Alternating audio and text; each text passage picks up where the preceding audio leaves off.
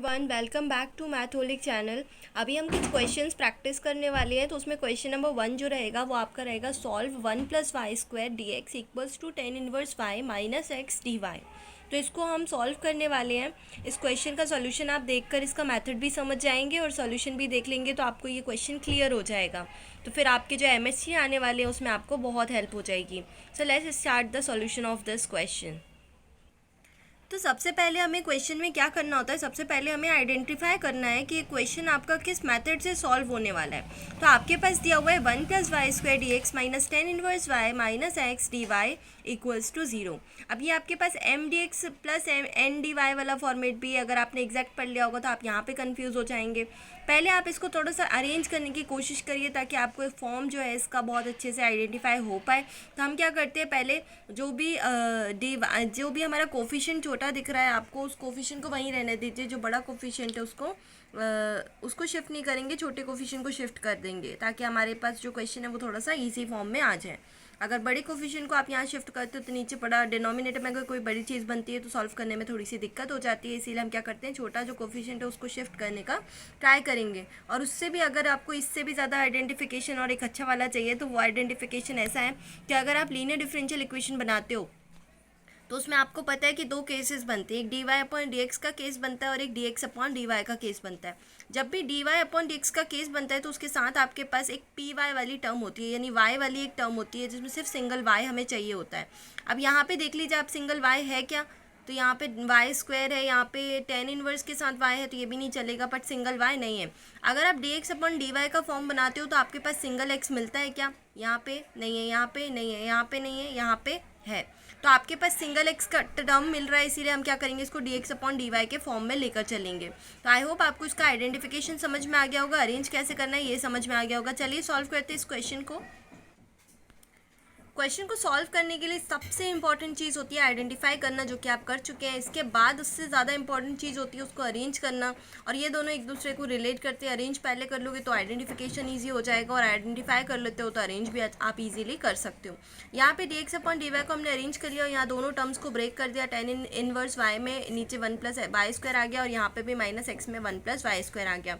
अब आपको पता है कि dx/dy का स्टैंडर्ड फॉर्म होता है dx/dy plus py equals to q।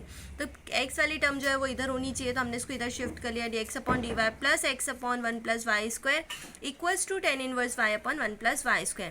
अब यहाँ पे आपको पूरी टर्म्स मिल गई हैं। यहाँ पे p आपके पास क्या होगा, 1/1 + y² होगा। q क्या होगा, tan इनवर्स y/1 + y² होगा।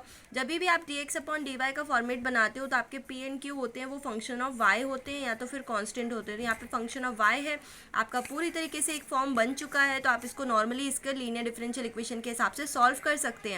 आपने से कंपेयर किया, स्टैंडर्ड फॉर्म से पी एंड क्यू निकाल लिया, जो कि मैं आपको ऑलरेडी बता चुकी हूँ। पी एंड क्यू निकालने के बाद आपको इसका इंटीग्रेटिंग फैक्टर चाहिए, तो e⁻⁴ integration of P dy होता है।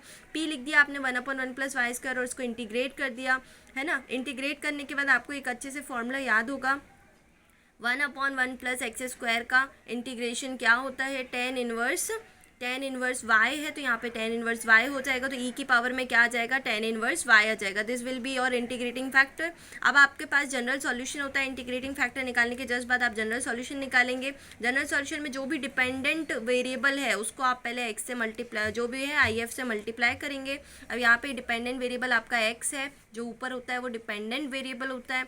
x से मल्टीप्लाई किया इंटीग्रेटिंग फैक्टर को, equals to integrating factor multiplied by q dy plus c। अब ये आपका जनरल सॉल्यूशन है, इसमें आपने वैल्यूज पुट करी हैं, x e⁻tan inverse y integration e⁻tan inverse y multiplied by tan inverse y/1 + y² dy plus c। अब यहाँ पे आपको कुछ लॉजिक लगाना पड़ेगा कि कैसे आप इस इंटीग्रेशन को सॉल्व कर पाएँ। क्या करेंगे आप, यहाँ पे tan इनवर्स y को आप t मान लीजिए, और t मानने से आपको ये बेनिफिट मिल जाएगा कि जब आप डिफरेंशिएट करोगे dy को रिप्लेस करोगे dt में, तो आपके पास एक टर्म आ जाएगी dy/1 + y²। तो यहाँ पे dy/1 + y² को हटा के आप dt रख देंगे और आपकी वैल्यू आ जाएगी e⁻t multiplied by t। I hope आपको ये चीज़ समझ में आई होगी, क्योंकि आपने 12th में भी काफ़ी सारा इंटीग्रेशन डिफरेंशिएशन किया है और ये लॉजिक आपको समझ में आ ही गया होगा। चलिए देखते हैं इसकी नेक्स्ट स्टेप।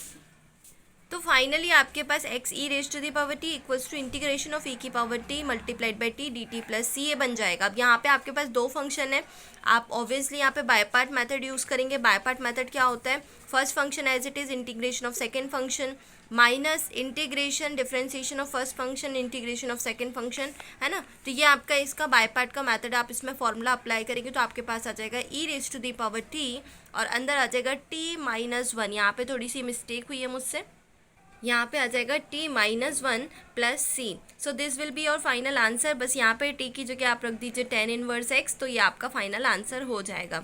ठीक है, तो कैसा लगा आपको ये क्वेश्चन, समझ में आया होगा। अगर नहीं बन रहा होगा तो आपको बहुत हेल्पफुल होगी ये video. Thank you so much for watching this video and next for the wait for the next question.